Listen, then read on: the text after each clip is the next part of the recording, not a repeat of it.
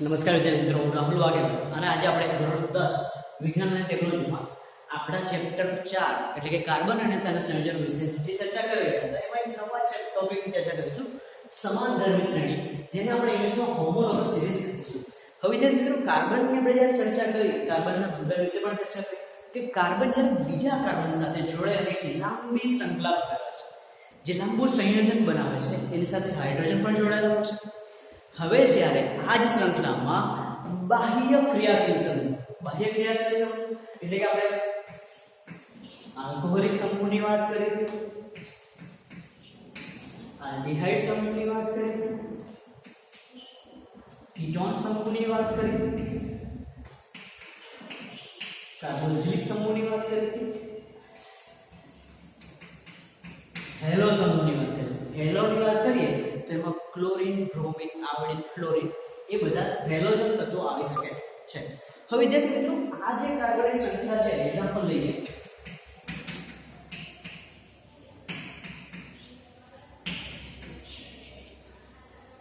આ કાર્બનની શૃંખલામાં હું આ એક કોઈ પણ ક્રિયાશીલ સમૂહમાંથી એક સમૂહ અહીંયા જોડી દઉં તો એ હાઇડ્રોજનને વિસ્થાપિત કરે, હાઇડ્રોજનને દૂર કરી અને એ જગ્યા પર આપણો ક્રિયાશીલ સમૂહ જોડાઈ જાય છે.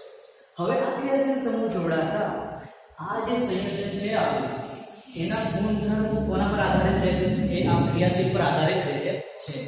હવે ગુણધર્મો જે છે કાર્બનિક સંયોજનના, એ કાર્બનની સંખ્યા અથવા કાર્બનની લંબાઈ પર આધારિત રાખતા નથી. એ કોના પર ડિપેન્ડ કરે છે? આપણે જોડેલા ક્રિયાશીલ સમૂહની ઉપર એના ગુણધર્મો આધારિત રહે છે. હવે વિદ્યાર્થી મિત્રો, જ્યારે આપણે કોઈ એક્ઝામ્પલ લઈએ કે અહીંયા હું OH જોડું છું, તો આ OH આવે છે કે નહીં? તો એને બેઝિક માધ્યમમાં એટલે કે NaOH માંથી આવી શકે છે, KOH માંથી આવી શકે છે. એ અત્યારે આપણા મુદ્દાની વાત નથી. ધારો કે અહીંયા હું આ સંયોજનમાં, આ કમ્પાઉન્ડમાં OH એન્ટર કરું છું, તો આપણે આઈડિયા એને સમજીશું. આ હાઇડ્રોજન છે, આ હાઇડ્રોજન છે, આ જ આપણો પ્રોપેન છે. આપણે જે વાત કરી હતી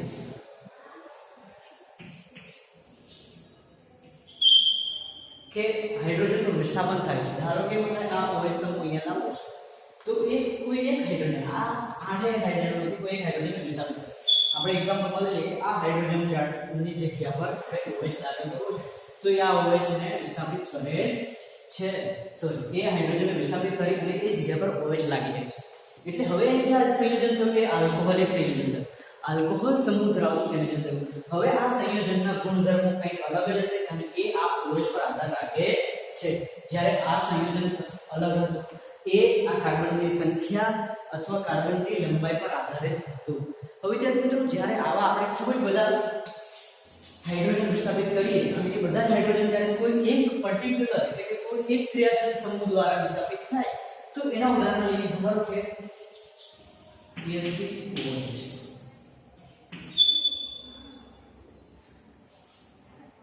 CH3CH2OH.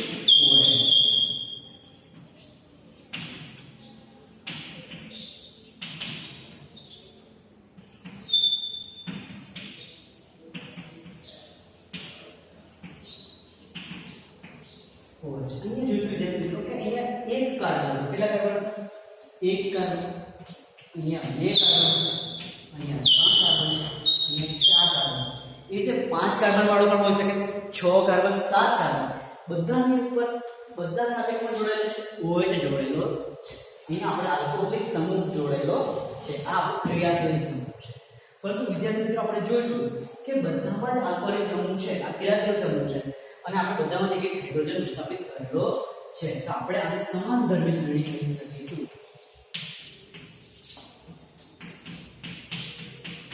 સમાનધર્મી શ્રેણી કેમ કહેવાનું છે? તો કે જ્યારે આપણે આ બે સંયોજનની ચર્ચા કરીએ તો એ બે સંયોજનમાં, આ બે સંયોજનમાં શું ફરક છે? તો વિદ્યાર્થી મિત્રો જોઈશું, CH3 અહીંયા પણ છે, અહીંયા પણ છે, OH અહીંયા પણ છે, અહીંયા પણ છે. અહીંયા ડિફરન્સ શું આવે છે? એક CH2 યુનિટનો ડિફરન્સ આવે છે, ફરક પડે છે. તો જ્યારે આપણે આ બે સંયોજનની ચર્ચા કરીએ તો અહીંયા CH3 છે, અહીંયા પણ છે, અહીંયા CH2 છે, અહીંયા પણ CH2 છે, અહીંયા OH છે, અહીંયા પણ છે, પણ એક CH2 નો ફરક આવે છે એટલે કે આ બે વચ્ચે પણ એક CH2 નો ફરક આવે છે જ્યારે આપણે આ બે સંયોજનની વાત કરી દીધી અહીંયા CH3 છે અહીંયા પણ છે અહીંયા CH2 છે અહીંયા પણ છે અહીંયા CH2 છે અહીંયા પણ છે અહીંયા હોય છે અહીંયા પણ છે આ એક CH2 વધારાનો છે એટલે કે બે સંયોજન વચ્ચે એક CH2 નો તફાવત આવે છે હવે આપણે જોઈ શકીએ છીએ કે આપણા બધા જ સંયોજનો વચ્ચેનો તફાવત કેટલો છે CH2 છે ક્રમિક સંયોજન પછી તમે આ સંયોજન અને આ સંયોજનો લો એ બે CH2 વચ્ચેનો તફાવત એક CH2 નહીં બતાવી શકે બે સંયોજનો વચ્ચેનો તફાવત એક CH2 નહીં બતાવી શકે આપણે બે ક્રમિક સંયોજનોનો તફાવત લેવાનો છે એ CH2 યુનિટ CH2 એકમ આવે છે એટલે આપણે આ સિરીઝને હોમોલોગસ સિરીઝ અથવા સમાનધર્મી શ્રેણી કહીશું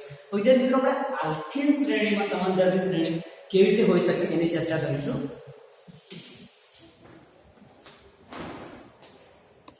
હવે વિદ્યાર્થી મિત્રો આપણે આલ્કેન સમાનધર્મી શ્રેણી છે કે એના વિશે ચર્ચા કરવી છે આલ્કેન વાત યાદ આવે એટલે વિદ્યાર્થી મિત્રો આપણે જનરલ ફોર્મ્યુલા લખીશું CnH2n+2 અહીંયા n નો મતલબ શું હોય છે કે વિદ્યાર્થી મિત્રો તો આપણે લખી શકીએ કે n બરાબર 1 2 3 તમે લઈ શકો છો એટલે કે કાર્બનની સંખ્યા દર્શાવે છે હવે વિદ્યાર્થી બીજી વાત કરીએ કે અહીંયા જે આલ્કેન શ્રેણીની વાત કરીએ તો આપણે લખી શકીએ કે પહેલો આલ્કેન સંયોજન મિથેન છે બીજો લખી શકીએ આપણે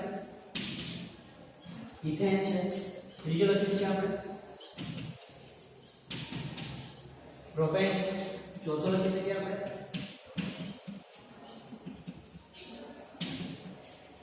અને આપણે જાણીએ છીએ કે પ્રથમ કાર્બન પર CH3 હોય છેલ્લે પણ CH3 હોય એટલે કે અહીંયા પ્રથમ છે એટલે CH3 આ CH3 વચ્ચે CH2 અહીંયા જો CH3 છે અહીંયા પણ CH3 વચ્ચે CH2 CH2 જ હોય હવે વિદ્યાર્થી મિત્રો આપણે આ નાઇટ્રોજન પણ છે CH4 જ છે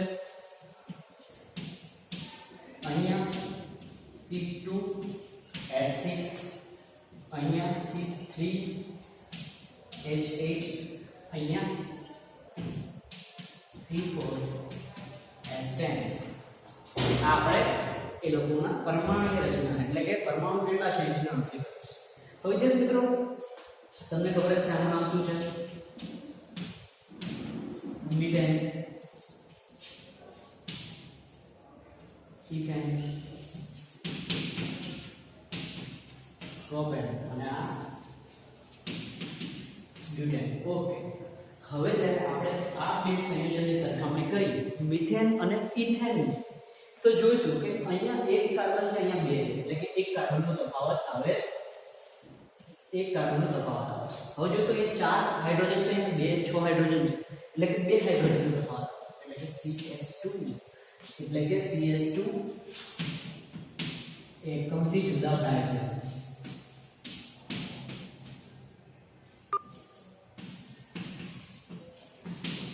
આ બે સંયોજનો એકબીજાથી CH2 એકમથી જુદા થાય છે તો મિત્રો આપણે આ બે સંયોજન ચર્ચા કરી એટલે કે ઇથેન અને પ્રોપેન ની કરીએ તો જોઈ શકે છે અહીંયા જે સ્ટ્રક્ચર છે એ જ અહીંયા છે એટલે કે ગણીએ તો એક અને બે કાર્બન છે 3 અને 3 6 હાઇડ્રોજન છે એ રીતે અહીંયા 1 2 3 કાર્બન છે 3 અને 3 6 અને 2 8 હાઇડ્રોજન આપેલા છે એટલે કે આ સ્ટ્રક્ચરમાં કોઈ ફરક નથી હવે આપણે ઇથેન અને પ્રોપેનની સરખામણી કરવાની છે મિત્રો તો જોઈશું કે અહીંયા ઇથેનમાં 2 કાર્બન છે જ્યારે પ્રોપેનમાં 3 કાર્બન છે એટલે કે તફાવત કેટલો છે તફાવત જોઈશું આપણે એક કાર્બન અહીંયા પ્રોપેનમાં વધુ છે અહીંયા ઇથેનમાં 6 હાઇડ્રોજન છે જ્યારે પ્રોપેનમાં 8 હાઇડ્રોજન છે તો તફાવત જોઈશું કે પ્રોપેનમાં 2 હાઇડ્રોજન વધુ છે એટલે કે આપણે અહીંયા પ્રોપેનમાં 2 હાઇડ્રોજન વધુ લખીએ એટલે કે અહીં લખી શકીએ ફરીથી કે CH2 એકમથી જુદા થાય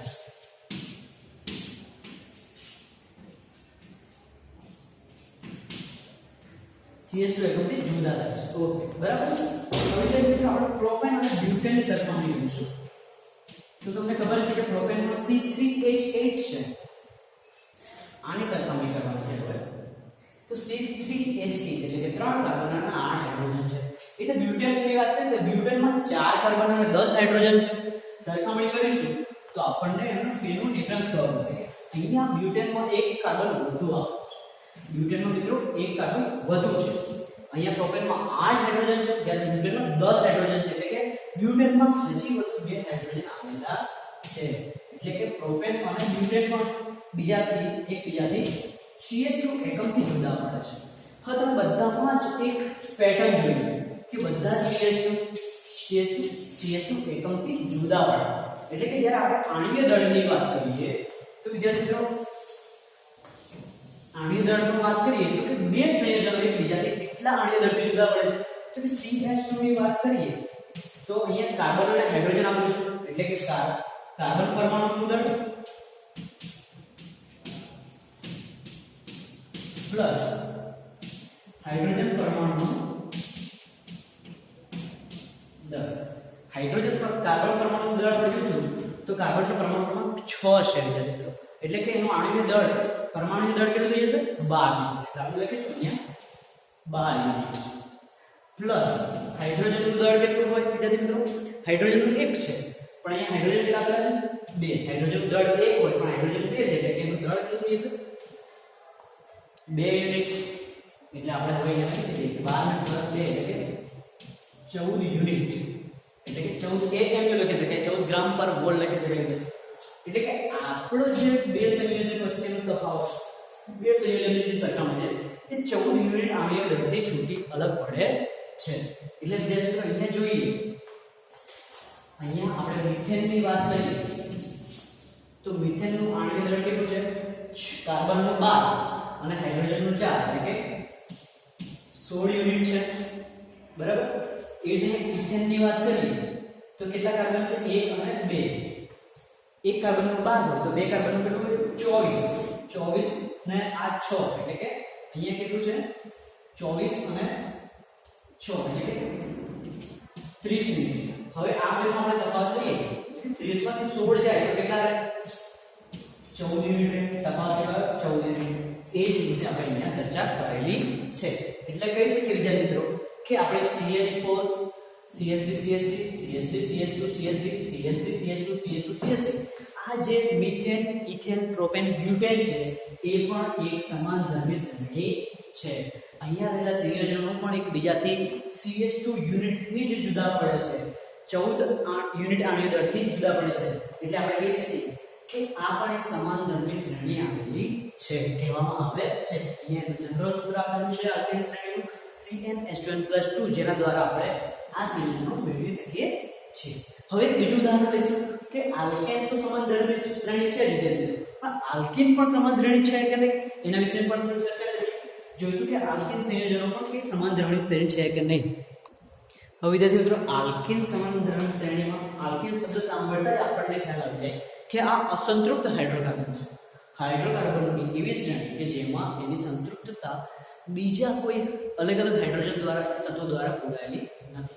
એની સંયોજકતા છે એમાં એક ડબલ બોન્ડ આવેલો છે. એનું સામાન્ય સૂત્ર છે CnH2n, જ્યાં m અહીંયા આપણે 2 લેવા પડશે કારણ કે અહીંયા આલ્કીન હાઇડ્રોકાર્બનનું પ્રથમ તત્વ C2 થી સ્ટાર્ટ થાય છે. એટલે કે આપણે અહીંયા લખી શકીએ પ્રથમ તત્વ શું છે? અહીંયા ઇથિન. ઇથિન એટલે કે CH2 double bond CH2 double bond છે એટલે કે અસંતૃપ્ત છે અને આલ્કીન કહેવાય. વિદ્યાર્થી મિત્રો આપણે C2H4 વડે દર્શાવી શકીએ છીએ. હવે બીજું તત્વ એના પછીનું તત્વ ક્રમિક તત્વ જોઈએ તો પ્રોપીન હોય છે. એટલે કે પ્રોપીન તત્વ બનાવવું હોય તો આપણે કેવી રીતે બનાવીશું વિદ્યાર્થી મિત્રો એ જોઈ લઈએ. 3 કાર્બનને સંખ્યામાં ગોઠવી દઈશું. ગમે તે તમે ડબલ બોન્ડ મૂકી શકો છો. મેં અહીંયા ડબલ બોન્ડ મૂક્યો છે. તો આ કાર્બનની સંયોજકતા 1 અને 2 પૂરી થઈ ગઈ છે. 2 બાકી છે એટલે કે અહીંયા 2 હાઇડ્રોજન. આ કાર્બનમાં 1 2 અને 3 બોન્ડ બની ગયા છે. 1 બોન્ડ બાકી છે એટલે કે 1 હાઇડ્રોજન અહીંયા મૂકી. અને આ કાર્બનમાં છેલ્લા કાર્બનમાં એક જ બોન્ડ બન્યો છે. 3 સંયોજકતા બાકી છે એટલે અહીંયા હું CH3 લખીશ. એટલે આપણે અહીં CH3 CH2 એટલે કે અહીં કહી શકીએ C3 H કેટલા છે? 3 4 2 6 H6 છે. એ રીતે આના પછી જોઈએ તો બ્યુટેન હોય છે. બ્યુટેન અહીંયા આલ્કીન છે એટલે કે સંયોજનના નામની પાછળ ઇન લાગે છે. ઇથિન પ્રોપ વત્તા ઇન પ્રોપીન બ્યુટ વત્તા ઇન બ્યુટઇન. હવે અહીંયા 4 કાર્બનને આપણે સમાન રીતે ગોઠવવાના છે. ગમે ત્યાં એક બંધ મૂકી દઈશ ડબલ બોન્ડ એટલે કે આપણું આ આલ્કીન સંયોજન થઈ જશે.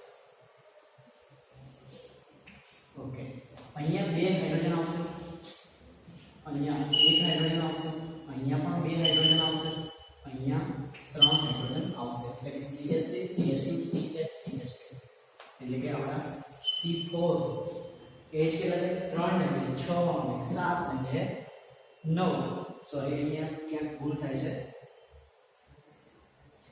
3 ને 2 5 5 ને 6 6 ને 2 8 એટલે કે 8 હાઇડ્રોજન આપણા આવેલા છે. એ રીતે જ આપણે જોઈશું પેન્ટીન છે, પેન્ટીન 5 કાર્બન વાળી પર સંકલન લઈશું, 5 કાર્બન છે બરાબર છે. ગમે ત્યાં બોન્ડ મૂકી દઈશું, અહીં ડબલ બોન્ડ મૂકીએ, ગમે ત્યાં મૂકી શકાય છે. તો અહીંયા કેટલા હાઇડ્રોજન આવવાના છે 2 હાઇડ્રોજન આવશે, અહીંયા 3 બોન્ડ ઓલરેડી થઈ ગયા છે એટલે એક જ હાઇડ્રોજન આવવાનું છે, અહીંયા 1 અને 2 બોન્ડ થઈ ગયા છે, અહીંયા 1 અને બોન્ડ 2 થઈ ગયા છે તો 2 હાઇડ્રોજન આવશે, અહીંયા 2 બોન્ડ છે એટલે કે 2 હાઇડ્રોજન આવશે, અહીંયા એક જ બોન્ડ છે એટલે કે CH3. હવે એની ગણતરી કરીએ તો C5H10 થવા જોઈએ, H લગાવવા જોઈએ 10 થવા જોઈએ. એટલે ગણિત 3 ને 5 5 ને 7 7 ને 8 એટલે 10. વિદ્યાર્થી મિત્રો આપણે રાસાયણિક સૂત્ર લખેલા છે આલ્કેન શ્રેણીના સંયોજનોના. પ્રથમ સંયોજન છે ઇથિન, એના પછીનું ક્રમિક સંયોજન છે પ્રોપીન, એના પછી આવે છે પ્રોપીન, પછી આવે છે બ્યુટીન, બ્યુટીન પછી આવે છે પેન્ટીન. હવે વિદ્યાર્થી મિત્રો આપણે જ્યારે બે ક્રમિક સંયોજનોની સરખામણી કરીશું તો એમાં કેટલો તફાવત છે એ જોવો છે. અહીંયા 2 કાર્બન છે, અહીંયા 3 છે એટલે કે 1 કાર્બન પ્રોપીનમાં વધારે છે. અહીંયા ઇથેનમાં 4 હાઇડ્રોજન છે અને પ્રોપીનમાં 6 હાઇડ્રોજન છે એટલે કે 4 માંથી 6 માંથી 4 લે તો અહીંયા હાઇડ્રોજન કેટલા રહે છે 2 રહે છે. એટલે કે ઇથિન અને પ્રોપીન પણ CH2 એકમથી જુદા પડે છે. એનું વજન તો આપણને ખબર છે 14 યુનિટ છે. હવે જ્યારે વિદ્યાર્થી મિત્રો પ્રોપીન અને બ્યુટીનની સરખામણી કરીએ આપણે પ્રોપીન અને બ્યુટીન તો જોઈશું કે પ્રોપીનમાં 3 કાર્બન છે જ્યારે બ્યુટીનમાં 4 કાર્બન છે એટલે કે બ્યુટીનમાં 1 કાર્બન વધુ છે. પ્રોપીનમાં 6 હાઇડ્રોજન છે, બ્યુટીનમાં 8 હાઇડ્રોજન છે એટલે જોઈશું કે બ્યુટીનમાં 2 હાઇડ્રોજન વધુ છે.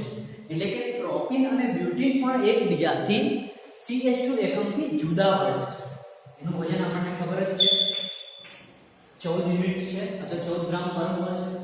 એટલે કે આપણે આ પેટર્ન ફોલો કરતા જઈએ છીએ. જેમ બ્યુટીન અને પ્રોપીનની વાત કરીએ તો એ પણ CH2 થી જ જુદા પડે છે. એટલે આપણે કહી શકીએ વિદ્યાર્થી મિત્રો કે આલ્કીન પણ સમાન ધર્મની શ્રેણી છે કારણ કે એ પણ CH2 એકમથી જ જુદી પડે છે. એ પણ એકબીજા સંયોજનથી ક્રમિક સંયોજનથી CH2 એકમથી જુદા પડે છે. એ રીતે વિદ્યાર્થીઓ આપણે આલ્કાઇન સંયોજન શ્રેણી વિશેની પર ચર્ચા કરીએ તો એમાં પણ આપણે CH2 એકમથી જ જુદા પડે એટલે કહી શકાય કે આલ્કાઇન સંયોજન શ્રેણી પણ સમાન ધર્મી શ્રેણી છે. એટલે તમારા હોમવર્કમાં આલ્કાઇન સંયોજન શ્રેણી સમાન ધર્મી શ્રેણી છે કે નહીં એ આવી રીતે વિસ્તૃતમાં સમજાવવાનું છે. એ તમને હોમવર્ક આપું છું.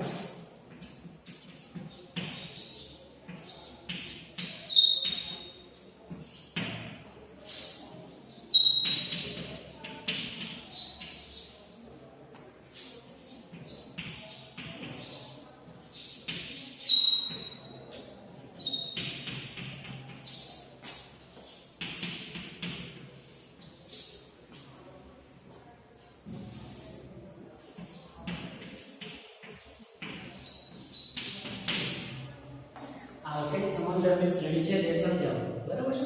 આપણે આલ્કીન વિશે ભણીએ. આલ્કાઇન પણ અસંતૃપ્ત છે અને સંયોજનના નામની પાછળ આયન લાગે છે અને એનું જનરલ ફોર્મ્યુલા એટલે કે સામાન્ય સૂત્ર CnH2n - 2 છે.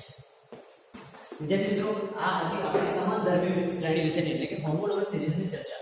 આજનો ટોપિક આપણે અહીંયા સમાપ્ત કરીશું. Thank you very much.